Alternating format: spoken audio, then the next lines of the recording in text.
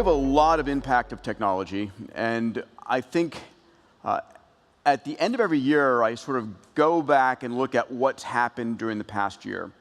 And I remember I did this in December of 2016, and I could palpably feel the speed at which things were speeding up. And I feel like this is something we're all going to be facing. My mom used to say that the world is getting faster, and I think that we're living in a time where what is possible is speeding up at such an accelerating rate that it's going to challenge our sense of stability. One of the things that's changing as well is the cost of things. And so we talk a lot about the notion that technology is going to cause us to lose our jobs, lose our income. But there is a countervailing force that's going on right now at the same time, which is the demonetization of living. And I'd like to chat a little bit about that. And this is more to give you a sense and a feeling of something that perhaps you already know is happening, but to give you a way of looking at the world differently.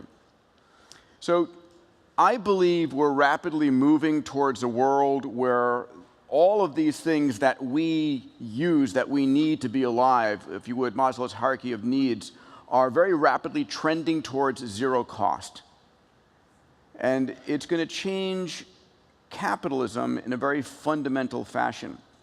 So there's models for what this looks like, and one of the best models, believe it or not, is the early Star Trek world.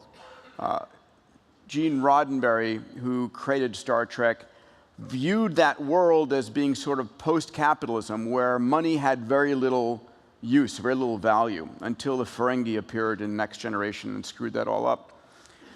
But at the end of the day, in a world in which technologies like the replicator exists, your ability to actually create something and have something where scarcity no longer exists, where everything becomes abundant, changes the whole economic sphere of our world. One of the technologies that is sort of in the horizon that's taking us in that direction, of course, is the whole notion of nanotechnology, nanobots. And this is sort of the Eric Drexlerian view of the future. And I know companies, Ray Kurzweil and I advise a company that's working in this specific area.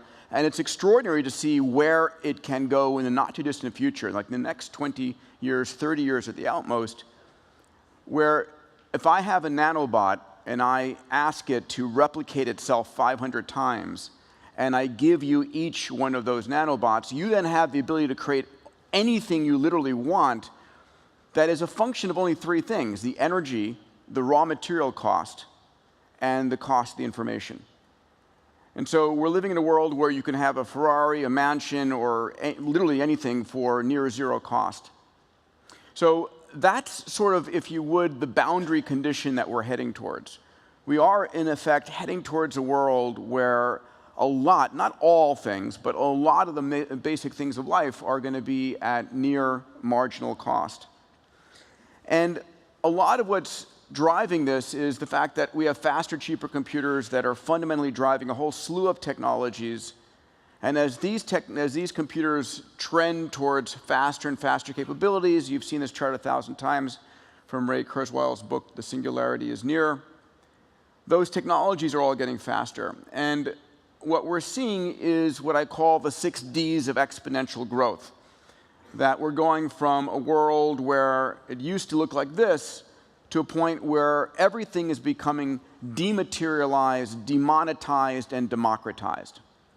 And as we dematerialize things, as things go from hardware to bits, and the marginal cost of replicating those bits is near zero, and the marginal cost of transmitting those bits is near zero, we end up in a very interesting world. So literally, if you think about it, in the back of abundance, I go and I add up what the cost of the various applications in my phone were just 20 years ago, right? Video camera, still camera, two-way video conferencing equipment, radio, if you would, TV through YouTube, all of those things. And on the average smartphone that you might microfinance in Africa for $50, on that $50 microfinance smartphone is millions of dollars worth of hardware, millions of dollars worth of capabilities that we would have paid for just 20 years ago. And so we're heading very rapidly towards a world of dematerialization. And what I'd like to do is just take a second and look at these different fields to look at how they're being dematerialized and how they're being demonetized. So, of course, in communications and entertainment, we've seen a massive amount. Here are the numbers on communications. In 2010, we had 1.8 billion people connected on the planet out of roughly 7 billion. Today, it's roughly 3 billion people connected out of roughly 7.5 billion. By 2020 to 2025, we're going to have the explosion of a number of global networks. We've got Loon through Google. We've got Facebook with drones and satellites. We've got OneWeb by Greg Weiler and Richard Branson and Paul Jacobs that's launching a 900 satellite constellation delivering 400 megabits per second worldwide. You've got SpaceX and Elon Musk filing for a 4,425 satellite constellation. Effectively, what we're doing over the next 5 to 8 years is bringing 5 billion new consumers online. And these 5 billion new consumers are coming online at a marginal incremental communications cost. And they're coming online not like you and I did at, with AOL at 9600 baud. They're coming online at a megabit to a gigabit per second. And interestingly enough, the question, okay, they're going to have connectivity, but they're already going to have these kinds of devices. And at the end of the day, my expectation is they will, and most people will have them for free. Because as the cost of these devices get down to $10 or $20, unless you have one, I can't sell you anything. So I'm going to give you one of these devices so that you can buy things from me. Or the other thing I might get if I give you one of these devices is I get to collect the data. I get to collect and understand what you want, because data is the new gold. So we're heading towards a world of ubiquitous global connectivity, where the cost of that connectivity and the cost of the hardware is marginally approaching zero. We also have, on the entertainment side, of course, we've had an explosion on YouTube. This is 2014, 300 hours of video per minute. In 2015, it grew to about 500 hours per minute. But this is interesting, right? YouTube today serves up 1 billion hours of free content per day. So we're living in a world where communication is marginally free, where entertainment is marginally free. You heard a great presentation, those of you in the room, from Ramez Nam, and I'll just cover a few of these points. But we're living in a world where we have 8,000 times more energy hitting the surface of the Earth from the sun than we consume in a species. And as it turns out, the poorest countries in the world are the sunniest countries in the world. An interesting lineup there that shouldn't be lost on you. And as we look at this, 2016, the year that renewables were cheaper than coal, right? Coal will not ever recover. 25% of the world's power last year came from renewables. Nations around the world are fully divesting from oil and gas. Scotland, 106%. Costa Rica, well over a year running on renewables. Germany, in April, hit 85% of its electricity from renewables. You heard this from Ramez as well. India to only sell electric cars by 2030. As I fly, I'm a pilot, and as I fly over LA, when I look down over LA, I don't see the farms of photovoltaics or the farms of solar thermals. You see rooftops and you see tar.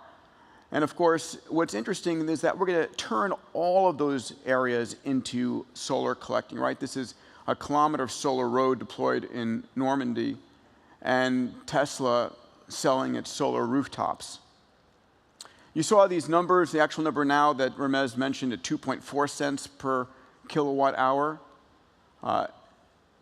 And of course, to have abundant near-free energy, you need storage. Now, this is the gigafactory out near Reno.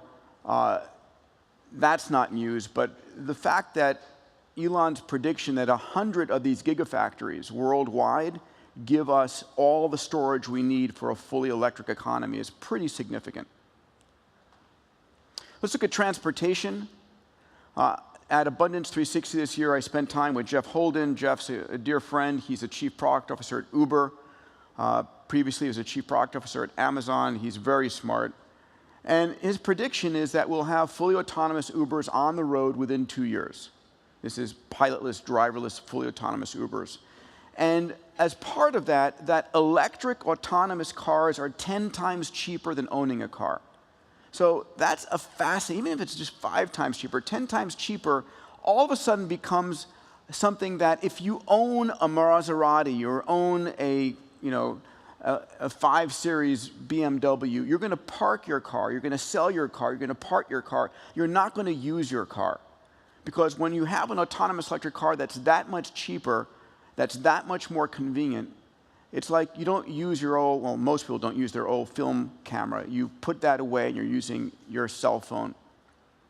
So, interestingly enough, the question is, at what point are we going to see electric autonomous cars displace the cars on the road? Because I thought for the longest time, oil and gas was going to be holding on only because gas cars stuck around for decades at a time. But this is a photograph from New York in 1904. And if you look at this, you can spot 2 cars, 2 automobiles on the road. And I'm going to give you a chance to download all these photos at the end. By 1917, it was 100% switchover, right? We went from horse and buggy to automobiles because the value proposition was so much greater. And the question of when that midpoint took place, well, the Model T came out in 1908. 4 years later, we crossed the midpoint. And so it's interesting, and the prediction right now with Tesla coming out, with Ford and GM coming out, with Waymo now partnering with Chrysler and with Lyft, is that by 2025, car ownership will be dead. And so when you talk about the demonetization of living, all of a sudden your cost of transportation, your cost of owning a car, or being chauffeured, right? Forget about owning a car. If your cost of being chauffeured around is coming down tenfold or more. I'm on the board of Hyperloop. You'll see some amazing news from Hyperloop very soon. Again, just changing the landscape of transportation. And of course, autonomous aerial taxis, right? This year, we're seeing the birth of the flying car from, Larry Page's passion with Alphabet and Kitty Hawk, with Airbus, with Uber. So the interesting thing, though, about autonomous cars and aerial taxis isn't the fact that they're demonetizing transportation, which they are. They're also going to demonetize housing. So I live in Santa Monica, and my cost of real estate is extraordinary.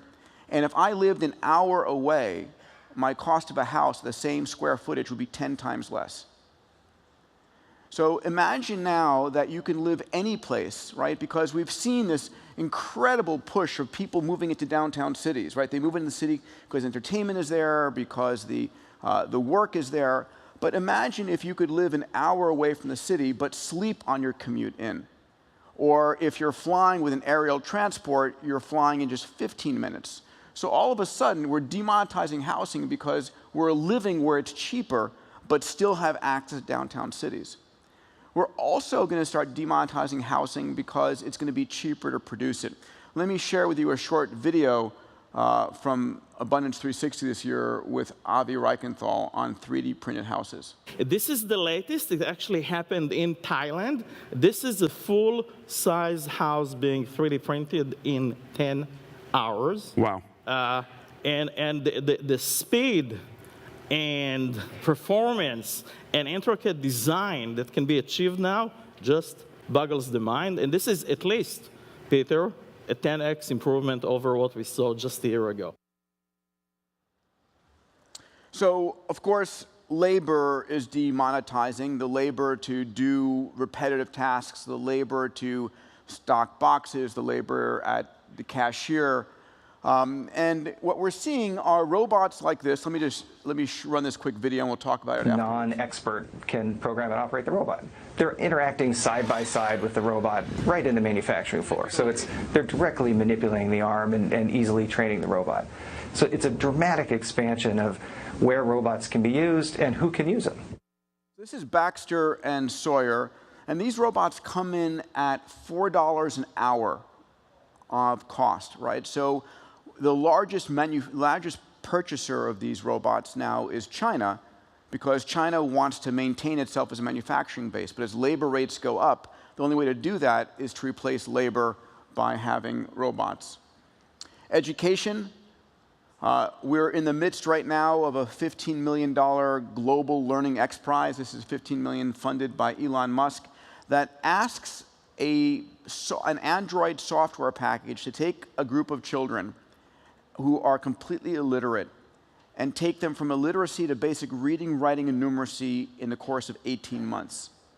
And my expectation is that in the very near future, and we're talking at most 10 to 15 years, the education of the poorest child in the world and the education of the son or daughter of a billionaire delivered by an AI will be equivalent. So we're heading towards a demonetization of not just education, but the best education. Delivering the education in the child's language, appropriate for their culture, appropriate for their background, appropriate for what they want to become when they grow up. So we're going to see a demonetization of education, where instead of education costing us a fortune, education is available effectively for free in the long run. On the healthcare side, we're going to see a massive demonetization of the cost of healthcare. So this is out of Stanford. This is Sebastian Thrun's lab, in which what they've built is basically machine learning, deep learning protocols that can diagnose dermatological conditions better than a dermatologist, right? So I want you to imagine this is I have a venture fund, Bold Capital Partners, that's partnered with Singularity University. This is one of the investments we're looking at right this minute. But imagine in the near future that when you get into the shower in the morning to go and take your shower, you do a spin around like this. It captures you, and over the course of time, it's able to determine whether you have any kind of, basal cell carcinomas or melanomas, whatever it might be.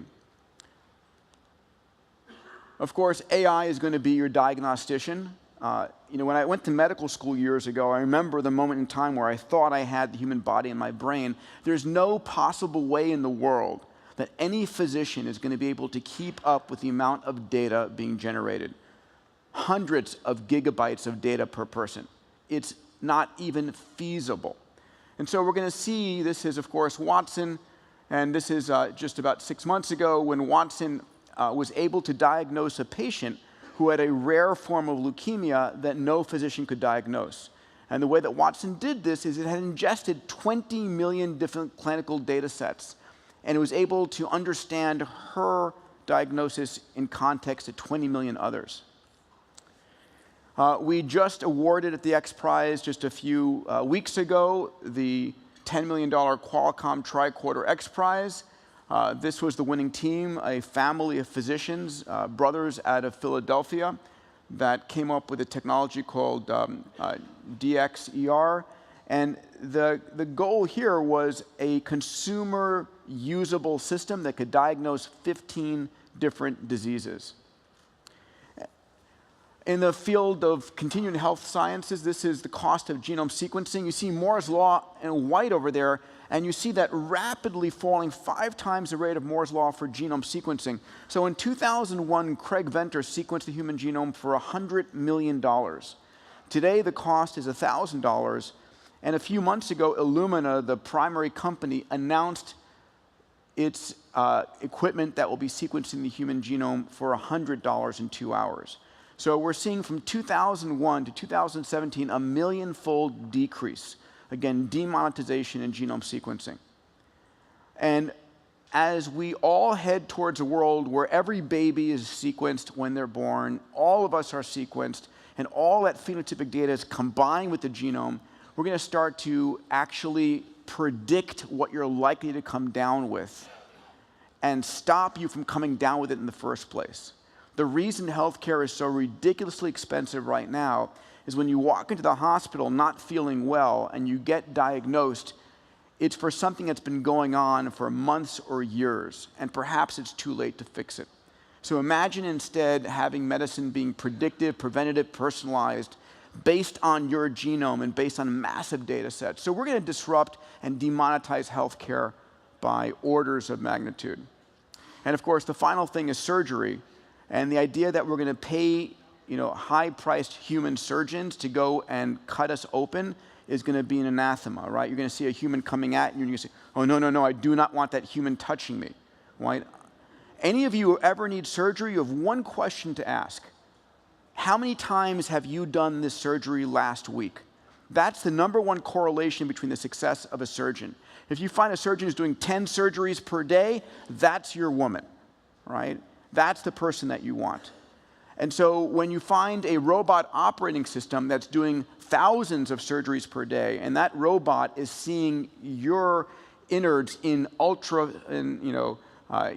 in infrared, in minute detail, and is able to do a surgery perfectly because it's seen every variation, and the cost of that surgery is the cost of electricity, and the capex of that robot, the cost is going to demonetize to near zero again. So I just wanted to share, I view the world as rapidly demonetizing. I see almost every area. I haven't talked about food, I haven't talked about a few other areas, and we see demonetizing trends there as well. But if you look at it, one of the interesting analogies, and I'll close with this slide. So this is the slide of when Kodak lost the game, right? So this is film photography falling off a cliff, and we're going to see this with gas cars falling off a cliff as autonomous electric cars take off.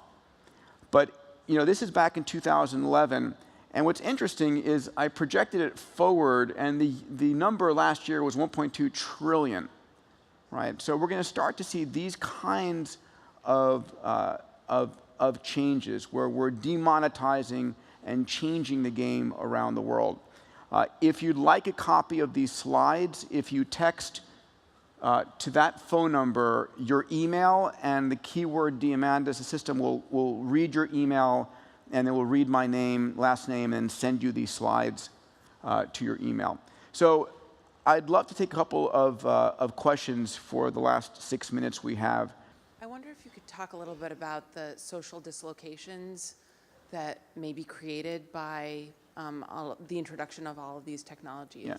So the big challenge in the room, of course, is that, and so when I think about AI, I am not worried about the Terminator. I'm not worried about the notion that this advanced intelligence is going to, try and destroy us. I think that's a ridiculous assumption. I understand. I am worried about the fact that we're going to have a disruption of jobs from AI and robotics. And it's not the fact that we're going to have a disruption of jobs, it's the speed at which we're going to have that change, right? In 1890, I'm sorry, in 1800, or 1810, the exact number is 83% of Americans were farmers, right? And today it's less than 2%. It's the speed at which we have that. So I'm thinking about that a lot. I don't have an answer for that. I'm concerned that people are going to lose their jobs, and while we're going to have, I think universal basic income is going to come in very strong. I think we're going to demonetize the cost of living, so that the cost of living, not living forever, not going to Mars, not doing the extraordinary things, living, being healthy, having a great education, having access to amazing entertainment, all the things that would be what a billionaire can do today, 30 years from now will be basic living. I think that we're going to demonetize those things, but people are going to have, there's going to be psychological impacts to losing my persona of, when I ask you, what do? You tell me your career, you tell me your job. So how do we connect people? And so I've been working with Tony Robbins, who's a dear friend, and talking about this. We have to change the story about who you are, what you stand for, what you do. But these are the challenges we have to face. These are the kinds of conversations we talk about internal at Singularity University a lot. Thank you for that. Another question, please, in the back there. Hi there. So you mentioned about demonetization, and it occurs to me that there are certain things, what won't demonetize? I mean, I see, you know, you're co-living, sort of the people that you spend time with on a day-to-day basis. Do you agree with that? And what else do you see as not demonetizing? So that's a great question, right? And it might be a fun conversation over cocktails tonight, right? We're seeing a lot of material things demonetized. So there's a company, for example, in Silicon Valley that I've advised called dFoundry that is basically has a machine that in one end comes methane, water, and electricity. At the other end comes perfect diamonds, right? So we're demonetizing diamonds, right? You're talking about the eventual potential for $5 a carat. We're going to demonetize platinum, right? One of my companies, Planetary Resources, if we're able to go and lasso those asteroids and bring down the price of platinum like we brought down the price of, you know, aluminum used to be worth more than gold and silver until we came up with the ability of electrolysis. So it's an interesting question. I don't know what we're going to either demonetize or change. So for example, you know, the cost of a car is still the cost of a car. But when I don't have to, when I can timeshare it, it becomes demonetized. Airbnb is demonetizing real estate to some degree, or my use of the real estate. So there's different stages and different levels of demonetization. But that's a great question, and one I don't have easy answers for. Please, and then, yeah. Hi. Hi, Peter. Thank you so much for your talk. Part of my question is, you're talking about demonetization and automation, and maybe, you know, what humans might do with all their time. But I'd love to hear from you. What do you believe to be the critical skill of the future? What is going to be a critical skill that we would need to bring into our future workforce? So, great question, and I'm asked this as a father. I have two 6-year-old boys, and everybody says, like, what do you want to teach them? What do you want to do? And so we're entering into a world where we are all going to have AI software shells. I call it a software shell. It's an AI that is with you all the time, that surrounds you, that sees what you see, that hears what you hear, that reads what you read, that is monitoring your body, that you give permission to all of these things. It's Jarvis for Iron Man. And we're going to have a version of Jarvis within 10 years. And so ultimately, you know, it's not about memorizing facts anymore. It's not about memorizing things. And what I think one of the most important things that we're going to have is the ability to ask great questions. So what I focus with my children a lot, and I focus with entrepreneurs a lot, is asking great questions, right? It's a critically important skill. The other is going to be curiosity and creativity. I think a lot of what we're going to be doing is creating interesting virtual worlds that we're all going to be exploring in the future. But it's going to become, one of the other things I think about is as AI becomes a dominant force, what is truly human is going to start to become teased out, right? When you look at the difference. And will there be a difference? I don't know. Time for one last question. Please. So do you see a problem in most algos being created by males? I'm sorry, say that again? Do you see a problem in most algos being created by males? Most what being created? Algorithm Algorithms. AIs? I don't know. That would be interesting. I have no idea. I'm all for women to be taking over the show and running and creating the algorithms. That'd be great. The question is going to be, do I see a problem when algorithms will be created by AIs?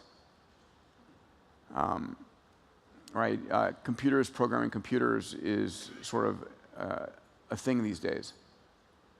So anyway, I chose to talk about this because I think about this a lot. I think about the demonetization of living.